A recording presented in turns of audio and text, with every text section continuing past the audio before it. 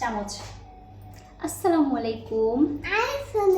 আজকেও সন্ধ্যা সন্ধ্যায় সব কিছু গুছিয়ে নিয়ে চলে আসছি, কারণ বাইরে বৃষ্টি আর কিছু খাওয়া তো সবারই একটা ক্রেভিংস করে, যদিও আমার করে না, কিন্তু তার বাবার খুব ইচ্ছা হয়েছে। অনেকদিন ধরে বলতেছিল যে বিফ চাপ বানানোর জন্য। আমি ওটা একবারই বানাইছিলাম, আর বানানো টানানো হয়নি। বাবা দাঁড়াবে চামচ নিব, এই জন্য সব কিছু গোছাই নিলাম। এই জায়গাতে গোছাই নিয়ে এখন রান্না করতে চলে যাব। কোনটা খাবা? এটা আইসক্রিম না তো, এটা টক দই। আইসক্রিম তোমাকে দিলাম তো। সব কিছু একদম গুছাই নিচ্ছি। তাই এখানে কি কি গোছাই নিলাম, সব কিছু একবারে নিয়ে নিলে আসলে খুব বেশি সুবিধা হয়। এখানে নিচ্ছি আমি কাঁচামরিচ বাটা, আর এখানটাতে পেঁয়াজ রসুন যা যা লাগে, আদা, ওইগুলো নিয়ে নিচ্ছি। এটা হচ্ছে গুঁড়া, একটু লাল মরিচের গুঁড়া দিব। এটা হচ্ছে কালো গোলমরিচ, আর একটু বেসন লাগবে, লাগবে হচ্ছে লেবু, লাগবে টক দই, লাগবে চিনি।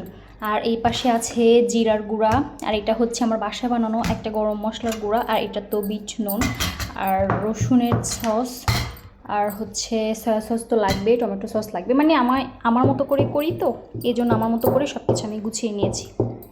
আজকেও সে হঠাৎ করে বলছে না, আগে থেকে বললে তো এগুলো একটু ভেজানো যায়, যেহেতু চাপের জন্য এগুলো তো বড় বড় পিস থাকে। আমি কোনো মতোই দুইটা ছুটাইতে পারছি, আর ছুটাইতে পারি নাই, এই জন্য এই দুটাতে যে কয়টা হয় এগুলো এখন মাঝখান দিয়ে পিস পিস করে কেটে নিতে হবে, একটু পাতলা করে।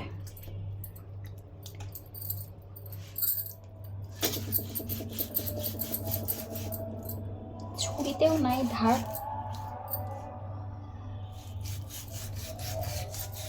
আমি যে সবগুলো কিন্তু এই যে এইরকম পিস করে নিছি, একটু পাতলা করে।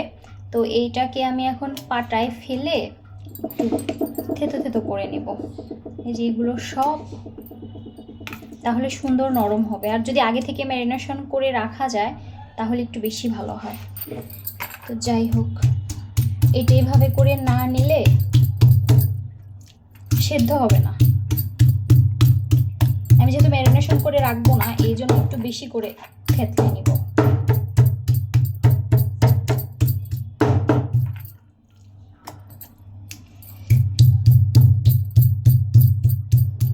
এগুলো সব কিন্তু একদম সুন্দরভাবে শিলপাটাতে থেতো করে নিয়ে নিছি।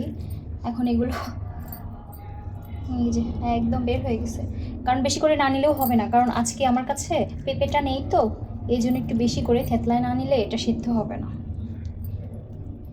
এইটা আমি কিছুক্ষণ হচ্ছে অল্প একটু টক দইয়ের মধ্যে ভিজায় রাখছিলাম, কারণ এটা সেদ্ধ হতে তো অনেকটা বেশি সময় লাগে। আর এই যে আমি সব বাটা মশলা দিয়ে দিচ্ছি। এখানে তো আগেই বলছিলাম কাঁচামরিচ আছে, আদা বাটা, রসুন বাটা, পেঁয়াজ বাটা, এইগুলো সব আছে। দিয়ে দিচ্ছি বিসমিল্লাহ। তারপরে দিয়ে দিচ্ছি টক দই, আর এইখানটাতে ধনিয়া গুঁড়া ছিল, এটা দিয়ে দিচ্ছি। আর কালো গোলমরিচ আমি সবটুকু দেব না, পরে লাগলে দিব। বেশি দিলে যেহেতু একটা স্ট্রং ফ্লেভার, পরে আবার ঝামেলা হয়। দিয়ে দিচ্ছি একটু সয়া সস, এটা তো লাগেই।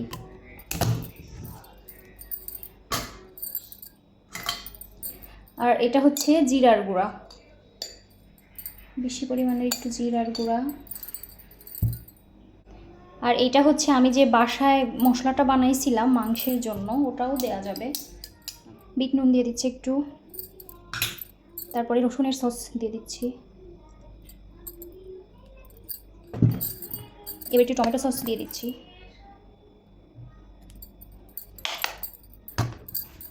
তারপরে চিনিটাও দিয়ে দিচ্ছি। এবার মাখানো। এটা আমি একদম আমার মতো করে করি, শুধু এটা না, হয়তো একটু আইডিয়া নেই, আমি আমার মনের মতো করে করি। এটা সুন্দর করে মাখানো, মাখিয়ে বেশ কিছুক্ষণ, আধা ঘন্টা মতো হলেও আমি এটা রেস্টে রেখে দিব। এটা সুন্দর করে ম্যারিনেশন করা শেষ, সব কিছু দিয়ে মাখাই নিলাম। তো এখন এটা আধা ঘন্টা হলেও রেস্টে দিতে হবে। একটু বেশি সময় রাখলে ভালো হয়, আগের দিন করে রাখলে সব থেকে বেশি ভালো হয়, কারণ বিফ তো এটা তো অনেক বেশি শক্ত, চিকেন তো যখন তখন করা যায়, এই জন্য এটা এরকম থাক। এটা কিন্তু বেশ আধা ঘন্টা মাখায় রাখার পরে এখন আমি যেহেতু বসাই দিব, এই জন্য তার আগে আমি কি করব, অল্প করে বেসন দিয়ে নিচ্ছি। বেশি বেসনটা দিলে আবার বেশি পুরো হয়ে গেলে ভালো লাগবে না, যেন গায়ে হালকা হালকা বেসনটা লেগে থাকে, সে পরিমাপ বেসন দিতে হবে। এজন্য অল্প পরিমাণের, আমি আমার আইডিয়া মতো আমার পরিমাণটা যতটুকু মাংসের ঠিক সেই পরিমাপে দিয়ে নিচ্ছি। এই যে এই সবগুলো দিয়ে দিব আস্তে আস্তে করে। বিসমিল্লাহ।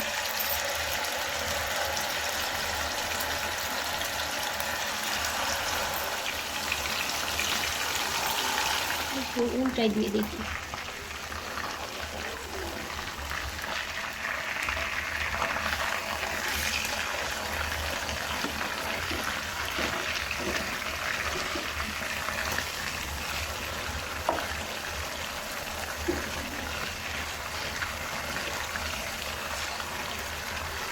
এটা খুবই আস্তে আস্তে ভাজা হচ্ছে উপরের। জি আম্মু। হ্যাঁ বলো। হ্যাঁ, এই যে ওপরের মশলাগুলো একটু পোড়া পোড়া হয়ে গেছে কিছু কিছু, কিন্তু ফোনে যতটা বোঝা যাচ্ছে এমনিতে কিন্তু অতটাও না।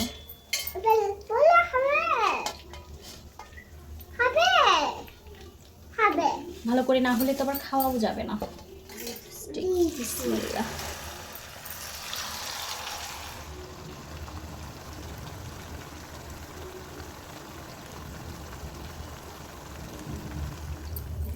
উঠালেই শেষ।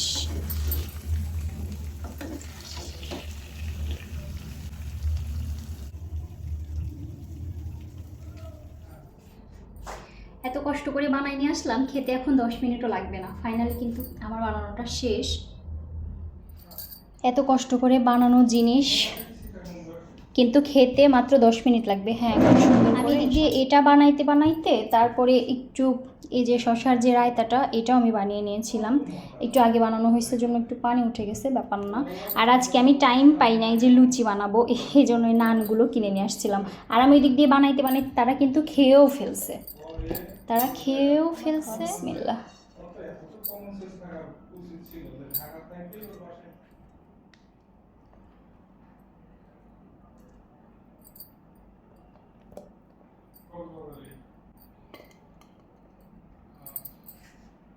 আমি খেতে পারবো না, কিন্তু পানি জমে গেছে। একটু লেট হলে তো পানি বের হবেই, সমস্যা নেই। এটা তো আমি একা খাবো, সে তো আবার পছন্দ করে না। পছন্দ করে কিন্তু বানানো দেখলে আর খেতে চায় না। এসব জিনিসে আবার একটু সাদা তিল ওপরে ছড়ায় না দিলে দেখতে ভালো লাগে না। বাস হয়ে গেল। প্লেটারটাও সাজানো শেষ, কারণ এত কষ্ট করে রান্না করেছি, সুন্দর সাজিয়ে গুছিয়ে না খেলে কি ভালো। যাই এখন সেই স্যারকে ডেকে নিয়ে আসি খাওয়ার জন্য। সে তো শুধু অফার করেই শেষ, একদম গোছানো শেষ। খাইতে আসেন, আপনার খাবার রেডি।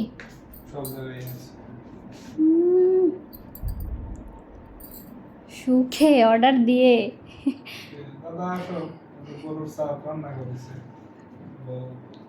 দাদা আসেন, খেয়ে যান।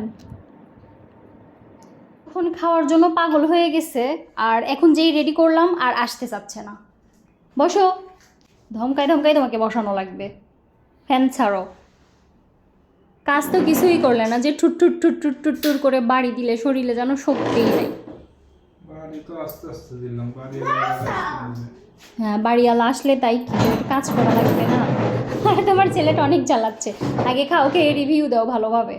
অনেক কষ্ট করে করাইছো কিন্তু সব কিছু।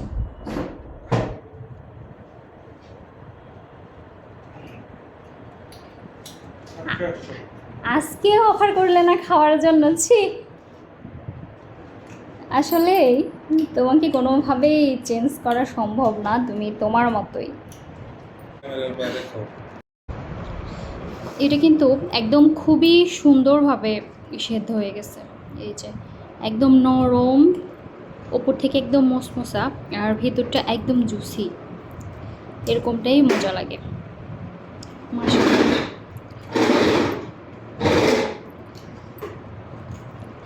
শশাগুলো সব খেয়ে শেষ করে ফেলছি।